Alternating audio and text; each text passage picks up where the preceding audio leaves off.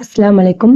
Blouse உடைய ஸ்லீவில் எப்படி கையை உள்ளடக்கி கட் பண்ணுறதுன்னு பார்க்கலாமா? ஸ்லீவை மார்க் பண்ணிவிட்டு கட் பண்ணதுக்கப்புறம் இந்த சென்டர் இடத்துல இருந்து நம்ம 1 இன்ச் அளவுக்கு மார்க் பண்ணிக்கலாம். மார்க் பண்ணதுக்கப்புறம் துணியை இந்த மாதிரி விரிச்சிட்டு அந்த 1 இன்ச் மார்க் பண்ண இடத்த ஃபோல்டு பண்ணி இந்த மாதிரி மடக்கிக்கோங்க. அதுவே ஆட்டோமேட்டிக்காக ஒரு கர்வ் மாதிரி கிரியேட் ஆகும். உங்களுக்கு அழகாக வந்து அந்த ஷேப் கிடைச்ச உடனே நீங்கள் அப்படியே டிராயிங் பண்ணிடலாம். இப்போ ஓப்பன் பண்ணி காட்டுறேன் பாருங்க. அழகா அந்த கர்வ் ஷேப் வந்துருச்சு. மார்க் பண்ண பீஸை வந்து அப்படியே நீங்கள் கட் பண்ணி எடுத்துக்கோங்க. செகண்ட் டிப்ஸ் பார்க்கலாமா? ஸ்லீவ் உடைய சென்டர் பகுதி இருக்குது பாருங்க, அந்த இடத்துல நம்ம மார்க் பண்ணி வச்சுருந்தோம்.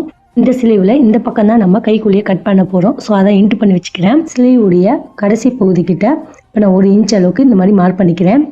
ஃபஸ்ட்டு டிப்ஸில் வந்து நான் சென்டர்லேருந்து மார்க் பண்ணேன்.